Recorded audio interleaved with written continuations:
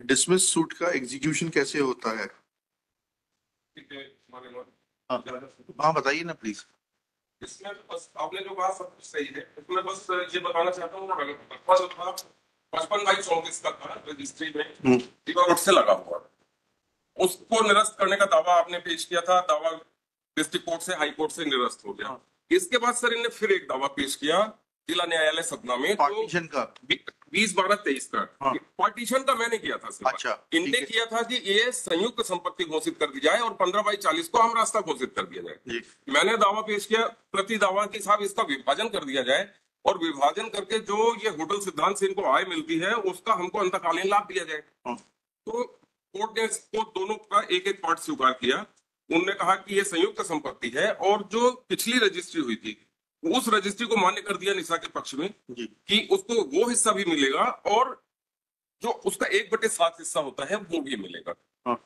तो 2015 का जो था सर उसके आधार पे मैंने इजराय पेश नहीं किया। जो ये नया फैसला हुआ सर इसमें जो मान्य किया गया पिछला हिस्सा उसके आधार पे मैंने इजराय पेश किया। बताइएगा। मतलब what he's saying is what I had understood when you were advancing arguments that once suit was dismissed, first appeal was dismissed, and there cannot be any execution of this said judgment and decree. He is saying that there is some other decree of which partition. Partition के अलावा कह रहे हैं। नहीं ये partition समझ लें। Page number 98 reply के साथ आपके सर इसमें लिखा है कि प्रतिवादी क्रमांक 2 प्रतिवादी क्रमांक 1 की मृत्यु हो जाने से विवादित संपत्ति के 1/3 अंश भाग में से 2/7 अंश भाग प्राप्त करने की अधिकारी है। वादी क्रमांक 3 तथा प्रतिवादी क्रमांक 3, 4, 5 व 6 विवादित संपत्ति के 1/3 अंश भाग से 1/7 अंश भाग विभाजन कराकर प्राप्त करने के अधिकारी होंगे। ठीक है। तो इसमें तो हमारा ये 23 की ये है 20/12/23। इसी के आधार पे सर हमने ये जो नई डिग्री में हमको पुराना हिस्सा मान्य कर दिया गया। के विरुद्ध फर्स्ट अपील पेंडिंग जी, इसके विरुद्ध फर्स्ट अपील पेंडिंग है। फर्स्ट अपील इसके विरुद्ध पेंडिंग है। उसमें स्टे है क्या? नहीं है तो फिर एग्जीक्यूशन चलेगा। नहीं मैं अभी नहीं मैं अभी ऑर्डर पढ़ूंगा ना। पढ़िए ना। Now my lord, may kindly just come down to my brother. He was to show the execution.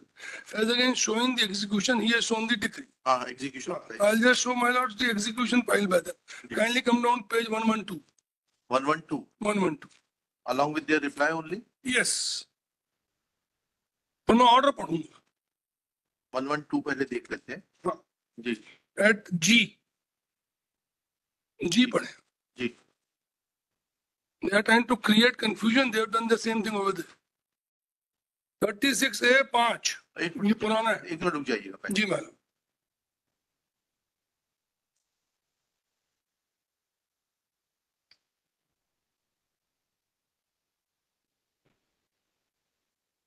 ऊपर पढ़िएगा सबसे पहले।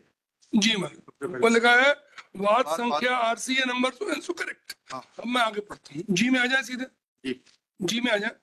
डिक्री मध्य शोध रकम यदि कोई ब्याज हो तो उसके द्वारा अंदर किसी प्रति डिक्री के विशिष्टियों के सहित उस डिक्री की तारीख पूरे पश्चात पर जो जिसका निष्पादन चाहा गया है I'll read the answer to the column. How can you seek execution of this 36A? यही मैं ऑर्डर भी पढ़ूंगा अभी। ऑर्डर तो ब्लेंडर है। अरे एक minute. You correct your application before the trial court. You are right. As far as title is concerned, you are absolutely right. You have a right to seek execution of this decree dated 20/12/2023 because there is no stay from the appellate court. अभी वो भी इससे कैसे नहीं है वो बताता हूँ। नहीं, I am not concerned कि stay कैसे नहीं है। नहीं ये इसमें एक स्टे पारित हुआ उसको उन्होंने वहां बता दिया साहब वहां हो गया स्टे। नहीं मैं सिर्फ पहले इतनी सी बात है ये 20/12/23 का तो आप एग्जीक्यूशन सीख कर सकते हैं बट अन्य जजमेंट एंड डिग्री का एग्जीक्यूशन कैसे सीख करेंगे? Either you give your undertaking that you will amend your application before the trial court and will seek execution of only judgment dated 20/12, judgment and decree dated 20 or 23, whatever it is, 12/23. I'll dismiss this petition. आप undertaking दे रहे हैं?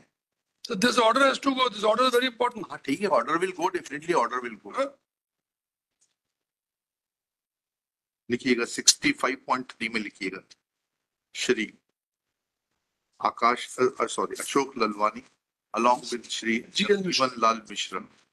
Next Shri Sharad Pathak for respondent number 1.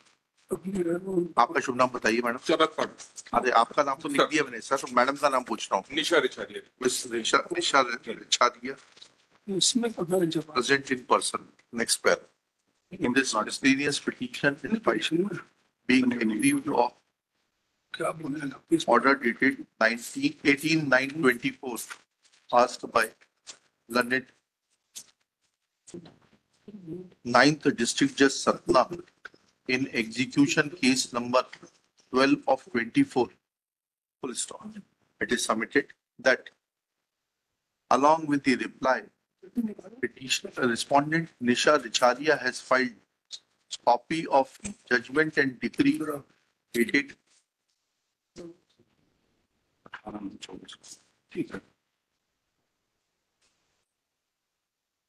20/12/2023 passed in RCSA/3600/123/2016, but in the execution application, unnecessary details of the previously contested suits have been included, and that has caused confusion, resulting in passing of impugned order. Next paragraph. Shri Sharad Pathak accepts that there is mistake in the execution application, and while giving the details in the execution application, besides judgment and decree dated 20/12/2023, sorry, date क्या थी?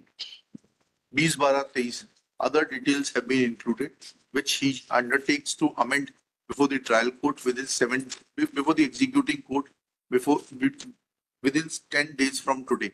Full stop.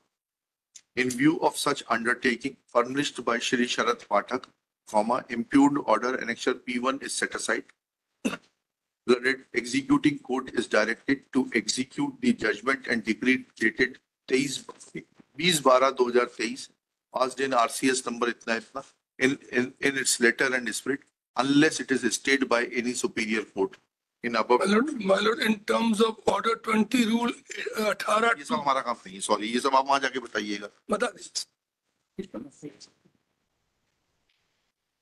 In view of the aforesaid decision, even WP 5092/23 has become infructuous and accordingly is disposed of as infructuous.